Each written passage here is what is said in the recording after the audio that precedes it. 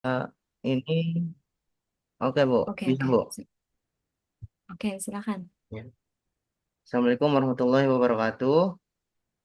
Waalaikumsalam Waalaikumsalam warahmatullahi warahmatullahi wabarakatuh. wabarakatuh. Waalaikumsalam warahmatullahi wabarakatuh. Semuanya. Nah, perkenalkan kami dari kelompok 4. Nah, hari ini kita akan membahas materi pembelajaran kita selanjutnya, yaitu adalah siklus buku besar dan pelaporan.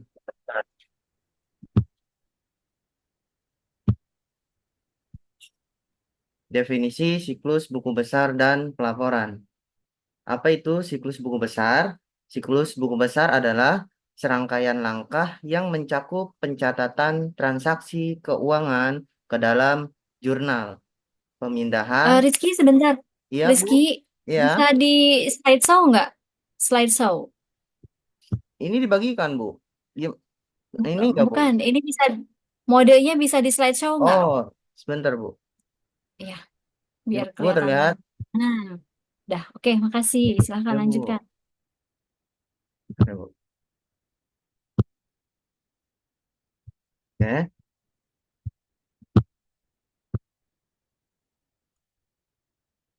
Definisi siklus buku besar dan pelaporan. Siklus buku besar adalah serangkaian langkah yang mencakup pencatatan transaksi keuangan ke dalam jurnal, pemindahan atau posting ke buku besar, serta penyesuaian akun pada akhir periode akuntansi untuk mendapatkan saldo yang akurat. Langkah-langkah ini bertujuan untuk menghasilkan neraca saldo yang benar sebagai dasar penyusunan laporan keuangan. Kemudian, definisi dari pelaporan dalam konteks sistem informasi akuntansi adalah proses menghasilkan laporan keuangan dan laporan manajerial yang akan digunakan oleh pemangku kepentingan seperti manajemen, investor, dan pemerintah. Laporan ini disusun berdasarkan data dari buku besar dan menyajikan informasi yang relevan serta andal, seperti neraca, laporan laba rugi, laporan arus kas, yang mendukung pengambilan keputusan.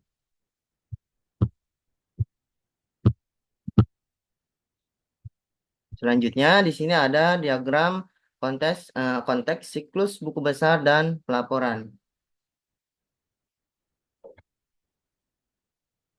Jadi di dalam diagram ini terdapat sistem buku besar dan pelaporan yang terdiri dari beberapa subsistem yang saling berhubungan. Apa ya subsistemnya yang terdiri dari sini? Yaitu yang pertama adalah siklus pendapatan, kedua siklus pengeluaran, ketiga siklus produksi, yang keempat adalah siklus penggajian. Di mana di setiap siklus ini terdapat info transaksi dan juga jurnal yang nantinya digunakan dan dimasukkan ke dalam sistem siklus buku besar dan pelaporan yang nantinya outputnya ini berupa laporan yang digunakan oleh pengguna internal dan juga eksternal. Yang pertama adalah siklus pendapatan. Di siklus ini terdapat kegiatan penjualan dan penerimaan kas. Siklus pendapatan memasukkan semua jurnal penjualan dan penerimaan kas ke dalam sistem buku besar dan pelaporan.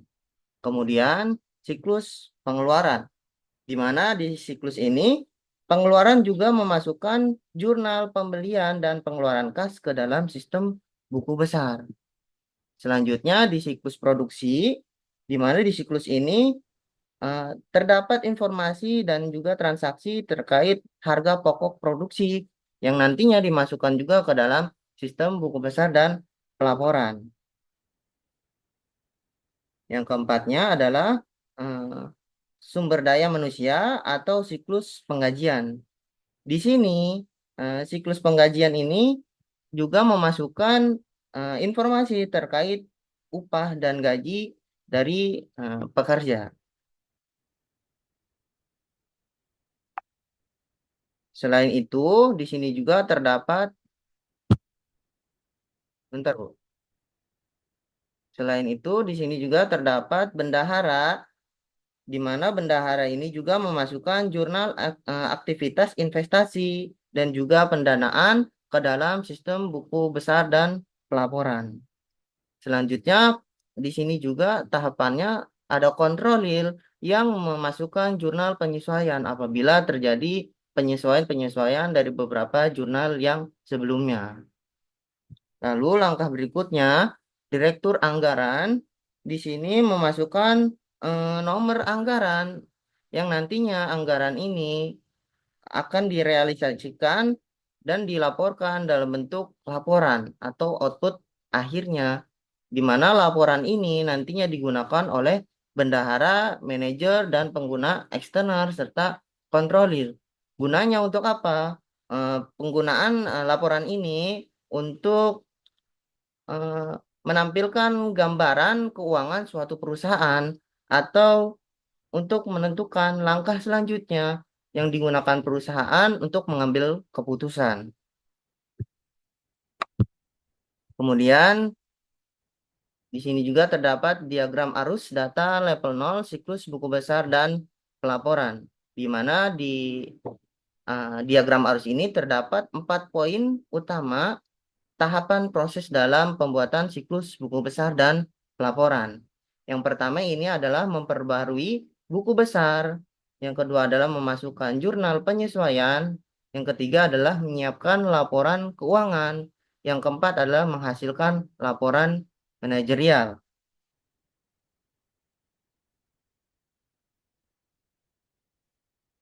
Nah, di mana di tahapan pertama di sini memperbarui buku besar. Proses ini dimulai dengan pencatatan transaksi keuangan ke dalam buku besar. Transaksi ini dicatat melalui entry jurnal yang berasal dari berbagai sumber, seperti subsistem akuntansi dan juga bendahara. Entry jurnal ini berisi semua transaksi keuangan yang terjadi di dalam periode tertentu dan dipindahkan ke buku besar. Lalu sebagai langkah awal dalam penyusunan laporan keuangan. Kemudian di tahapan kedua di sini memasukkan jurnal penyesuaian. Setelah semua transaksi dicatat dalam buku besar, langkah berikutnya adalah melakukan jurnal penyesuaian. Proses ini penting untuk memastikan bahwa saldo yang ada di buku besar itu benar-benar akurat dan sesuai dengan kondisi keuangan pada akhir periode. Jurnal penyesuaian ini dapat berupa koreksi atau penyesuaian nilai aset atau utang atau pos-pos lainnya ya Bu, yang merupakan pembaruan. Jadi di sini terdapat voucher jurnal. Nah, voucher jurnal ini sebagai bukti setiap penyesuaian yang dibuat yang nantinya juga diawasi oleh kontrolir. Kemudian, neraca saldo yang telah diperbarui setelah penyesuaian di sini kan ada nih neraca saldo disesuaikan. Neraca ini akan digunakan sebagai dasar untuk proses berikutnya dalam penyusunan laporan keuangan atau ke tahap ketiga. Di mana di tahap ketiga ini tahapan menyiapkan laporan keuangan. Jadi berdasarkan neraca saldo yang telah dibuat, selanjutnya kita dapat menyiapkan laporan keuangan yang laporan ini meliputi berbagai informasi keuangan seperti laporan laba rugi, neraca, laporan arus kas, laporan keuangan yang dihasilkan akan memberikan gambaran menyeluruh tentang kondisi keuangan dan kinerja perusahaan pada periode tertentu. Nah, setelah disiapkan laporan keuangan ini juga disebut sebagai financial statement, di mana financial statement ini digunakan oleh berbagai pihak yang membutuhkan informasi keuangan seperti manajer. Kemudian, selain menghasilkan laporan formal, ini juga dari data diagram ini menghasilkan laporan manajerial, di mana laporan manajerial di sini berisi informasi keuangan yang lebih detail seperti apa dan spesifiknya ini seperti apa, sesuai dengan kebutuhan manajerial. Misalnya untuk analisis biaya, anggaran, dan perencanaan atau budget plan. Pada tahapan ini, budget plan atau rencana anggaran yang disusun oleh budget director akan digunakan untuk apa? Untuk memandu penyusunan laporan tersebut. Budget dan report atau anggaran ini nantinya akan diberikan kepada manajer untuk digunakan dalam pengambilan keputusan.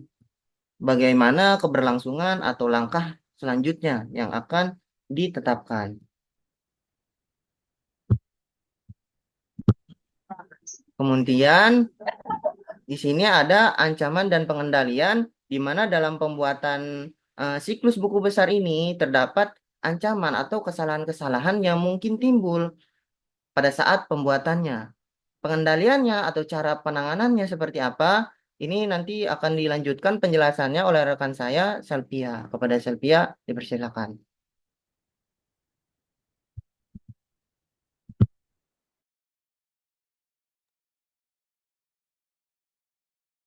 Baiklah, saya Ya, akan melanjutkan Selvia, Bebas. bisa tampak wajahnya nggak? Ntar Bu. Kecuali bandwidth-nya bermasalah, boleh ya. Oke. Tapi kalau bisa, presenternya kelihatan gitu loh. Nanti dikira robot. Ya, silakan.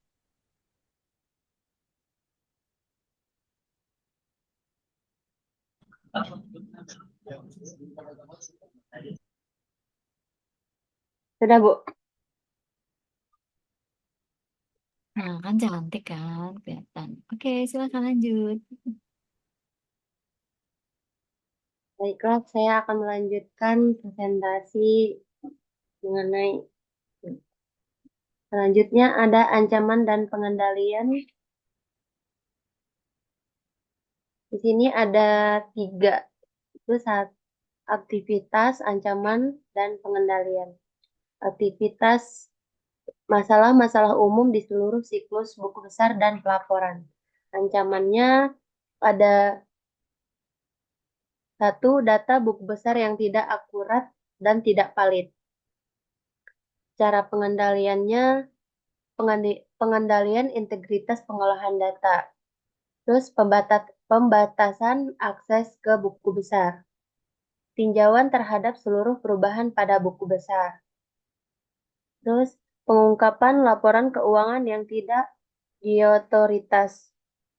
Cara pengendaliannya, pengendalian akses, terus enskripsi, hilangnya atau perusakan data. Pengendaliannya backup dan prosedur pemulihan bencana. Terus selanjutnya ada aktivitas memperbarui buku besar. Ancamannya perbaruan tidak akurat atas buku besar.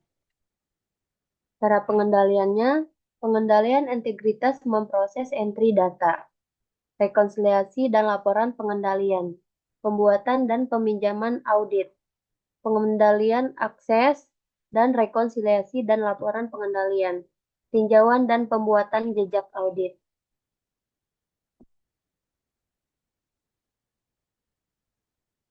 Terus lagi. Terus ada aktivitas memasukkan jurnal penyesuaian. Ancaman jurnal penyesuaian yang tidak akurat. Pengendalian integritas pemrosesan entry data. Pengendalian perlindungan kesalahan spreadsheet, jurnal penyesuaian standar, rekonsiliasi dan laporan pengendalian, tinjauan dan pembuatan jejak audit.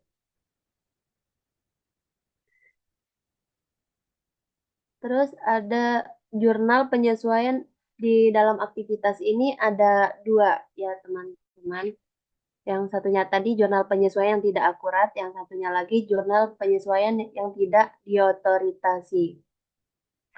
Pengendaliannya yang jurnal penyesuaian tidak diotoritasi, pengendalian akses, rekonsiliasi dan laporan pengendalian, tinjauan dan pembuatan jejak audit. Terus menyiapkan laporan keuangan. Ancamannya laporan keuangan yang tidak diotoritas. Pengendalian pengendalian integritas pemrosesan. Penggunaan serangkaian perangkat lunak. Pelatihan dan pengalaman dalam penerapan IFRS dan IFRS dan XBRL. Terus ada audit. Terus satunya lagi laporan keuangan yang curang. Pengendaliannya yang mengendalikan audit. Selanjutnya yang terakhir membuat laporan manajerial. Ancamannya laporan dan grafik desain yang buruk. Pengendaliannya akuntansi pertanggungjawaban. Balance scorecard. Pelatihan desain grafis yang layak.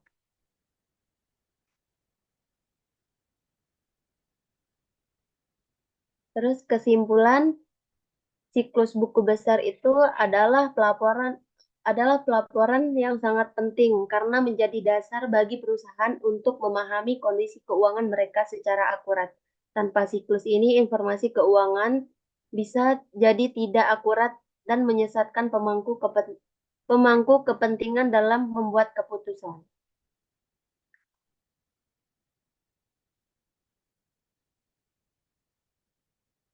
Baik, Bu. Hmm, Mungkin itu presentasi dari kelompok kami. Jika ada teman-teman yang mau bertanya, silakan. Terima kasih kelompok 4. Silakan teman-teman yang mau bertanya, silakan. Harus bertanya ya. Kalau teman-teman yang tidak bertanya, nanti ditanya balik. Ayo, silakan.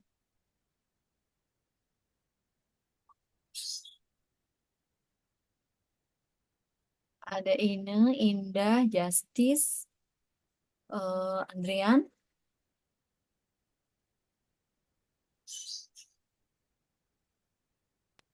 Ini gak ada yang mau bertanya. Ada orangnya Ada, enggak Bu. ini?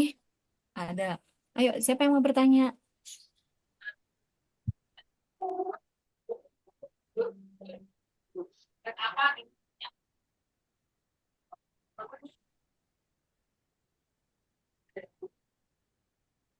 Siapa yang mau bertanya? Kalau nanya sendiri nggak apa-apa, Bu. Nanya sendiri. Gimana konsepnya, Rizky? Coba yang lain dulu. Kalau bertanya itu kan berarti ikut menyimak. Tapi kalau nggak ada pertanyaan, masa iya sih nggak ada yang dipertanyakan gitu loh. Jangan-jangan nggak nyimak, iya nggak? Ini ada Justice, ada Ine, ada Indah, Andrean, terus siapa lagi nih? Ada Gilbert. Ayo,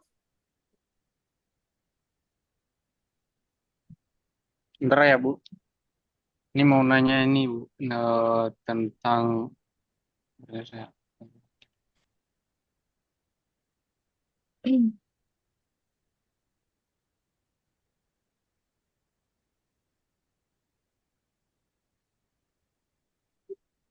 sudah ngerti semua kah apa yang dijelaskan oleh kelompok 4? Ini mau bertanya nih, Bang Rizky. Ini. Hmm. Ya, ayo Justice silahkan. Ini yang termasuk dalam tahapan utama dalam siklus pembukuan besar apa saja sih, Bang? Ya, terima kasih pertanyaannya, Bang Justice, yang paling ganteng. Ya. Nah, dari diagram ini Coba, kan Bang. sudah dipaparkan sebelumnya ya. Jadi ada 4 tahapan utama dalam siklus buku besar atau pembuatannya. Yang pertama ya memperbarui buku besarnya. Seperti itu. Jadi data-data transaksi serta jurnal yang sebelumnya tidak ada atau yang sebelumnya datanya belum terupdate atau belum diperbarui, ini diperbarui terlebih dahulu. Sumbernya dari mana? Sumbernya dari subsistem yang di bawahnya, yaitu melalui subsistem akuntansi serta data dari bendahara atau jurnalnya yang berasal dari bendahara. Kemudian tahapan selanjutnya ya memasukkan jurnal. Memasukkan jurnal penyesuaian di sini apabila terjadi ketidakakuratan atau misalnya masih ada yang perlu diperbaiki, tentunya harus ada jurnal penyesuaian, penyesuaian terkait uh, data-data yang sebelumnya atau informasi atau jurnal yang perlu diperbaiki. Kemudian tahapan selanjutnya ya menyiapkan laporan keuangannya. Jadi setelah memasukkan jurnal penyesuaian yang kemudian disesuaikan menjadi neraca saldo yang telah disesuaikan, ini dibuat menjadi laporan keuangan. Kemudian setelah menjadi laporan keuangan ini nantinya digunakan oleh pihak-pihak internal untuk menentukan langkah selanjutnya yang akan diambil oleh perusahaan. Kemudian juga ini juga menghasilkan laporan manajerial seperti menentukan budget atau anggaran yang akan digunakan untuk langkah selanjutnya seperti pembukaan cabang baru atau pembuatan produk baru. Tentunya di sini perlu adanya laporan manajerial. Jadi ada 4 tahapan: memperbarui buku besar, memasukkan jurnal penyesuaian, menyiapkan laporan keuangan, serta menghasilkan laporan manajerial. Mungkin itu aja, Mas Justice yang paling ganteng ya. Terima kasih. Baik Bang Rizky, idaman para ciwi-ciwi ya. Makasih jawabannya. Ya, ayo yang lain silakan.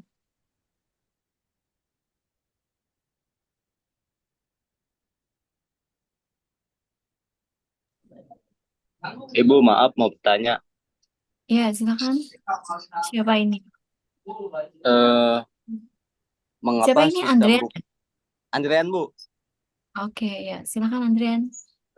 Mengapa sistem buku besar dan pelaporan merupakan hal yang penting dalam perusahaan?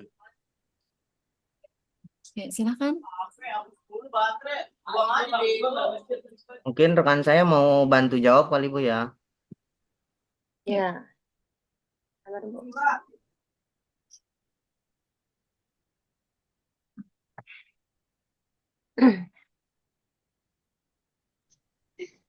Coba balik ke slide yang tadi aku jelaskan.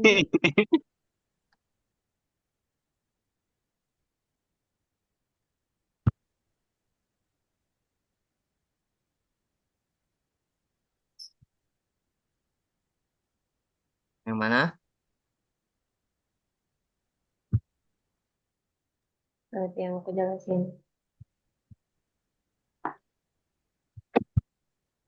Ya, pertanyaan Andrean ya. Mengapa sistem buku besar itu penting bagi suatu perusahaan gitu ya? Ya, Andre,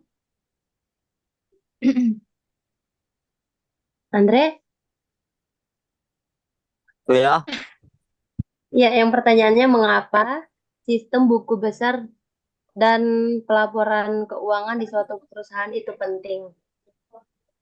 oh, oh. Ya, siklus buku besar dan pelaporan keuangan di suatu perusahaan itu sangat penting ya, teman-teman. Ya, karena laporan, tanpa laporan buku besar, pokoknya apapun yang terjadi di suatu perusahaan itu sebenarnya butuh laporan, baik itu keuangan. Hmm, tanpa adanya pelaporan di suatu perusahaan itu tidak akan berjalan sebagaimana mestinya, tidak akan berjalan secara efektif gitu.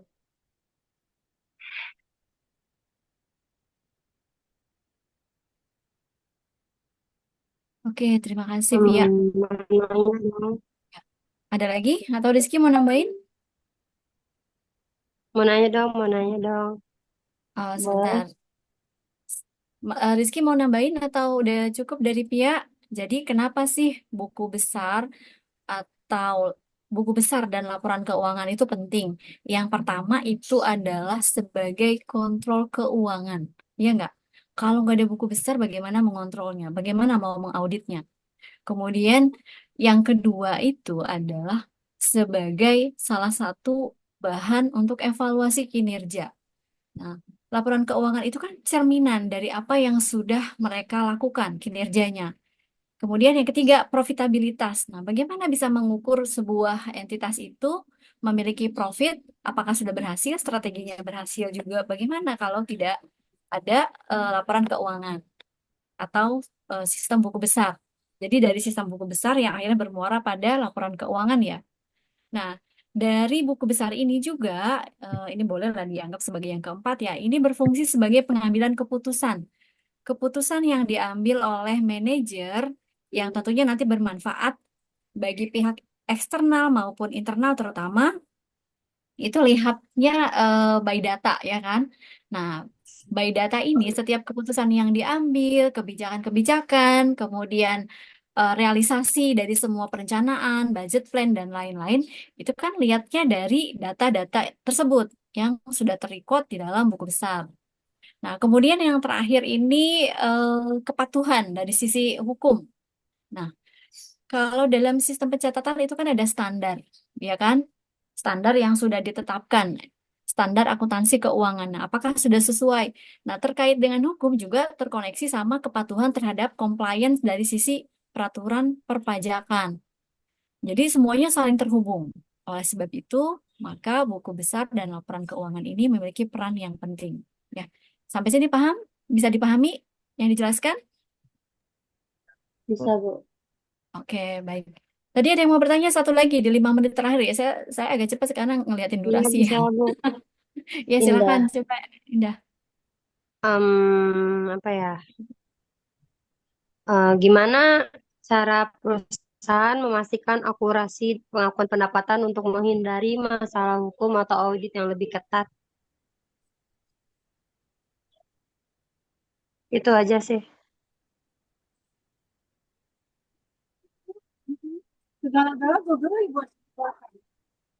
Ya, sebelumnya di slide udah dipaparkan ya masalah-masalah umum yang biasanya terjadi di siklus buku besar.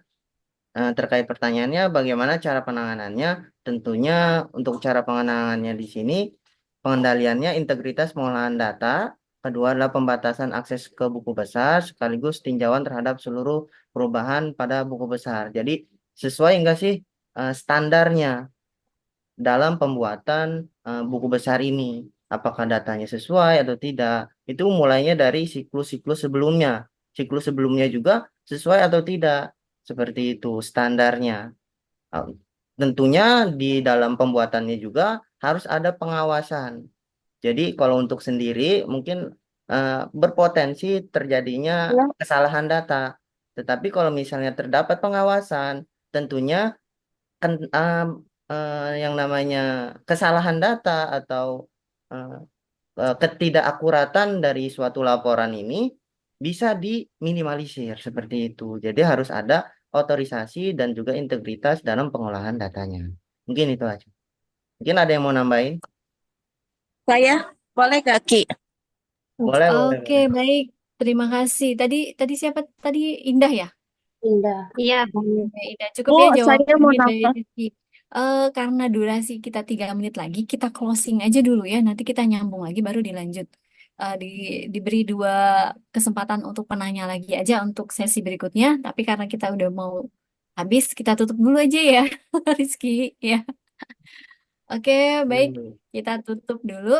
Rizky boleh stop share dulu. Maksudnya stop recordingnya. Kita akan masuk dengan link yang baru ya. Saya ada link kantor, tapi saya nggak pakai ya. Link kantor kan durasinya panjang.